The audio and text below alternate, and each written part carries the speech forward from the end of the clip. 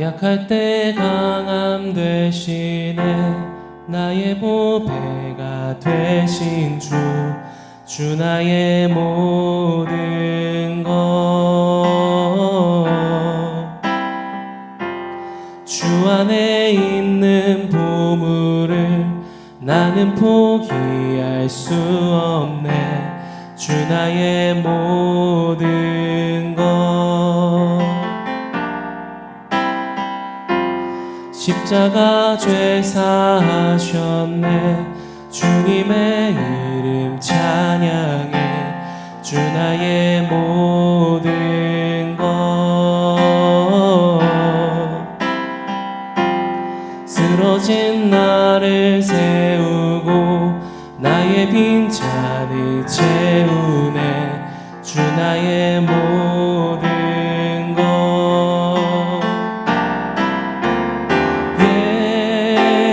예수 어린 양 존귀한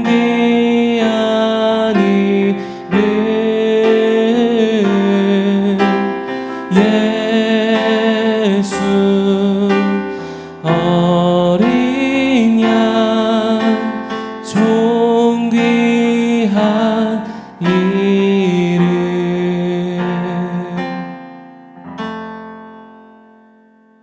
샬롬. 오늘 함께 보실 말씀은 요한이서 1장 10절에서 11절 말씀입니다. 누구든지 이 교훈을 가지지 않고 너희에게 나아가거든 그를 집에 들이지도 말고 인사도 하지 말라. 그에게 인사하는 자는 그 악한 일에 참여하는 자임이라. 아멘.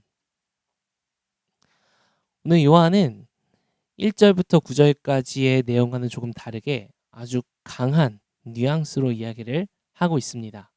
누군가에 대해서 그를 집에 들이지도 말고 인사도 하지 말라고 이야기합니다. 그러면서 그에게 인사하는 자는 그 악한 일에 참여하는 자가 된다. 너도 똑같은 녀석이다 라고 말하는 거죠. 요한이 이전에는 사랑과 진리에 대해 말했었는데 오늘 왜 이렇게 강력하게 얘기하는가?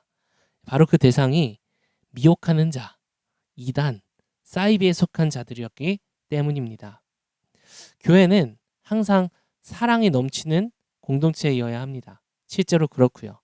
그리고 교회 안에는 다 죄인들이 모여 있기 때문에 예수 그리스도의 은혜로 거룩해진 그 죄인들이 자신의 약함에도 불구하고 하나님의 은혜를 찬양하는 곳입니다. 하지만 그런 교회도요, 이단들에 대해서는 정확하게 칼로 자르듯 그들을 잘라내야 한다라고 오늘 요한은 이야기합니다.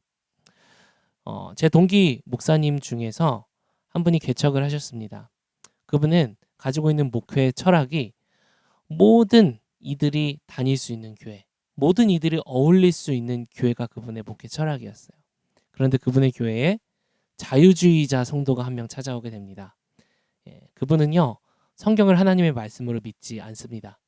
성경에 나와 있는 기적은요, 오늘날 이런 기적이 어떻게 일어나? 이거는 후대에 누군가가 짜집기 한 거구나 라고 성경을 믿는 분입니다.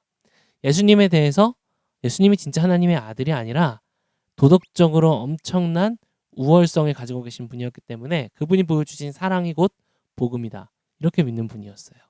자, 그분이 함께 예배를 드릴 때, 예배가 끝나고 교제하고 나눔을 할 때 어땠을까요? 그분 때문에 수많은 성도들이 신앙적으로 안 좋은 영향을 받고 교회에 여러 가지 분탕질을 하다가 결국에는 오래 버티지 못하고 떠났다고 합니다. 그 이후로 그분이 자유주의자는 절대 받지 않겠다 교회에 이 마음을 갖게 되셨다고 합니다. 이처럼 교회는요, 사랑을 가지고 있지만 그 사랑이 어떤 사랑이냐에 대해 이야기할 때 분별력 있는 사랑을 교회는 가지고 있어야 한다라고 오늘 요한은 말합니다. 그리고 때로는 거절하는 것이 교회가 가지고 있는 사랑의 한 모습이 될 수도 있다라고 이야기합니다. 왜냐하면 거절하지 않고 그들을 받았을 때 그로 인하여서 교회 안에 진리가 훼손되고 교회 안에 진리가 훼손된다면 그 위에 쌓는 모든 것들이 결국에는 허망해질 수밖에 없기 때문이죠. 하지만 동시에 조심스러운 적용이 필요합니다.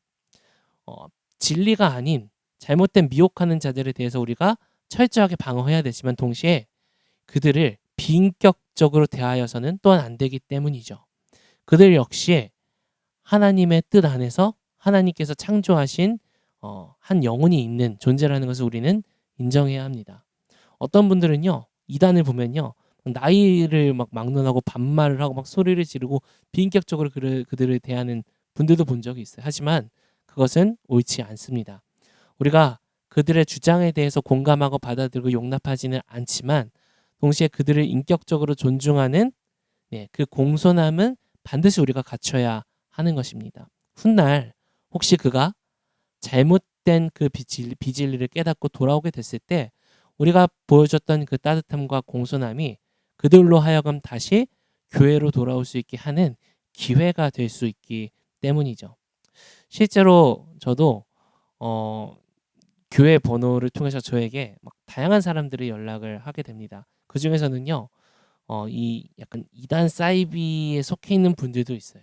근데 이게 신천지 같은 특정한 이단에 속해 있는 분이 아니시고 본인 스스로 성경을 연구해서 성경을 내가 이 깊은 비밀을 내가 꿰뚫어서 이거 깨달아 알았다. 이런 분이 한 분 있으셨습니다. 근데 그분이 처음에는 그런 분인 줄 몰랐죠. 근데 그분이 전도사인 저와 대화를 하고 싶다고 하시더라고요, 전화로. 그래서 제가 거기서 약간 싸움을 느꼈습니다. 아니 보통 목사님과 대화를 하고 싶어 하지 누가 전도사랑 대화를, 이거 좀 이상한데 라고 생각했지만 그래도 요청을 하는데 안 만날 수가 없어서 바쁜 와중에 저녁 늦게 그분을 만났어요. 아니나 다를까 성경을 자기 마음대로 막 다 이상하게 해석을 해서 이제 곧 전쟁이 터질 거고, 마치 바벨론이 이스라엘 남유다를 멸망시켰던 것처럼 뭐 러시아가 우리를 멸망시키고 핵이 터질 거고 핵이야 되고 막 이런 얘기를 하시더라고요. 두 가지 마음이 들었습니다. 하나, 너무 오래 있지 말자. 그리고 두 번째, 그럼에도 불구하고 이분을 향해 내가 공손한 태도를 놓치지 말아야겠다라는 이 기도하는 마음으로 그분과의 대화를 나누고 잘 마무리를 맺었습니다. 근데 그분이 대화를 끝날 때 이렇게 말씀하시더라고요. 그래서 다른 교회 다른 목사님께 찾아갔을 때는 제대로 제 이야기 듣지도 않고 막 화내시면서 저를 쫓아내셨는데 그래도 제 이야기를 끝까지 들어주신 분은 전도사님이 처음이십니다. 그러시더라고요. 사실 저도 중간에 끊을까 말까 고민 많이 했었는데 하여튼 그걸 통해서 저도 갖게 됩니다. 그분이 저희 교회 다닌다고 하시지도 않으셨지만 만약 다닌다고 했으면 제가 막았을 거예요. 하지만 그렇다고 해서 제가 그분을 함부로 하대하고 비인격적으로 대하지는 않았습니다. 혹여나 언젠가 그분이 자신의 잘못된 것을 깨달았을 때 교회가 그에게 보여줬던 모습이 냉대와 멸시가 아니라 그럼에도 그를 따뜻하게 맞아주었던, 용납하지는 않았지만 그를 인격적으로 대해주었던 그 경험이 그분에게 있으면 좋겠다라는 제 마음이 있었습니다. 실제로 초대교회에는 이 디다케라는 이 책이 하나 있었습니다. 초대교회 규범집 같은 책이었는데 그곳에는 이렇게 나와 있다고 합니다. 주님의 이름으로 방문하는 사람은 누구나 모두 영접하라. 그리고 나서 너희는 그 사람이 진실한지 시험하는 것을 또한 잊지 말라라고 되어 있습니다. 사랑과 분별에 대해서 두 가지 다 이야기하고 있는 것이죠. 동시에 만약 그가 잘못된 언동을 하거나 잘못된 내용들을 전파하는 이라면 그의 말을 듣지 말고 그를 쫓으라라고 이야기하고 있습니다.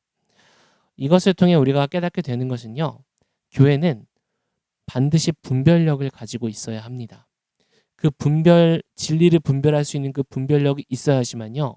교회의 사랑이 양날의 검이 되어서 나를 해치는 검이 되지 않을 수 있는 것이기 때문이죠. 그래서 신학적으로 교회의 표지라는 것이 있습니다. 세 가지가 있는데 이 세 가지가 있을 때 이것이 참된 교회라는 것인데요. 첫 번째는 말씀의 선포입니다. 교회라면 반드시 말씀의 선포가 있어야 된다는 겁니다. 두 번째는 성례입니다. 세례 주는 것과 성찬이 교회 안에는 있어야 한다. 그리고 마지막 세 번째는요. 권징입니다. 권징하면은 잘못을 범한 성도들에 대해 이루어지는 것이 권징인데 좀 오해하는 것이 권징이 그냥 혼내는 거 이렇게 생각하시는 분들이 있는데 권징의 본질은요. 성경에 쓰여 있는 그 말씀이 있는 그대로를 그에게 전달하는 겁니다. 그래서 그가 잘못되게 빠져 있는 그 죄로부터 회개하고 돌이킬 수 있도록 도와주는 것, 그 사랑의 권징, 이것이 바로 교회의 마지막 세 번째 표지인 것이죠. 사랑하기 때문에 권징하는 것이고 하나님은 이 권징을 통해 그 신자를 죄로부터 구원해내시고 또한 회복시키시는 겁니다. 오늘날에는 교회의 이 권징이 많이 사라졌습니다. 조금만 이 마음에 안 드는 말을 해도 성도들이 마음이 상해서 교회를 떠나는 일들이 비일비재하기 때문입니다. 하지만 여전히 교회 안의 표지에 이 권징은 너무나 중요한 분별적인 사랑을 담고 있습니다. 분별된 사랑, 거절하는 사랑, 이것을 통해 그의 영혼을 하나님께서 구원하시기 수 있도록 돕는 것이죠. 그래서 오늘 우리가 기억해야 하는 것은요. 사랑이라는 이름으로 모든 것을 포용하면 오히려 진리가 흔들리고 파괴될 수 있다는 것을 기억해야 합니다. 하지만 동시에 우리는 여전히 그 영혼을 존중하고 공손하게 대함으로써 그 사랑을 증명해낼 수 있어야 합니다. 교회의 포용과 환대는 이러한 진리의 기준 위에 서 있을 때 진정으로 영혼을 살리는 아름다운 살리는 물결이 흘러나갈 줄 믿습니다. 오늘 우리 스스로를 한번 이 말씀 앞에 세워볼 때에 하나님, 저는 과연 제 사랑은 분별력이 있는 사랑입니까? 때로는 거절할 줄 아는 사랑을 하나님 저는 가지고 있습니까?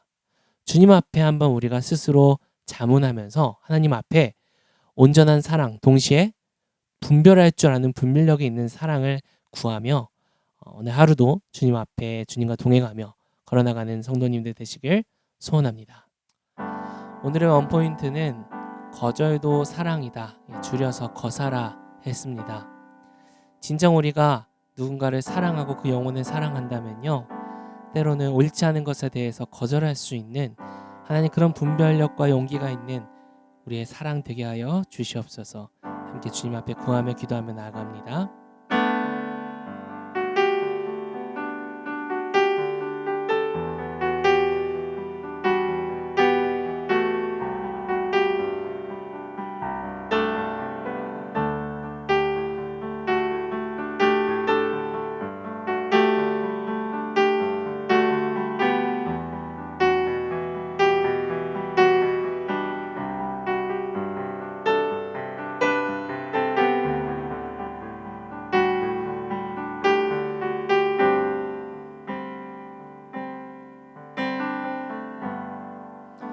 하나님, 우리의 사랑이 더욱 깊어지길 원합니다. 우리의 사랑이 분별력 있는 사랑이 되길 원합니다. 우리의 사랑이 진정 한 영혼을 살려 세울 수 있는 그 실력이 있는 사랑 되길 원합니다. 오늘 하루도 우리의 사랑이 그렇게 깊어지고 더욱 하나님 앞에 온전해질 수 있는 그런 하루 되게 하여 주시옵소서. 예수님의 이름으로 기도합니다. 아멘.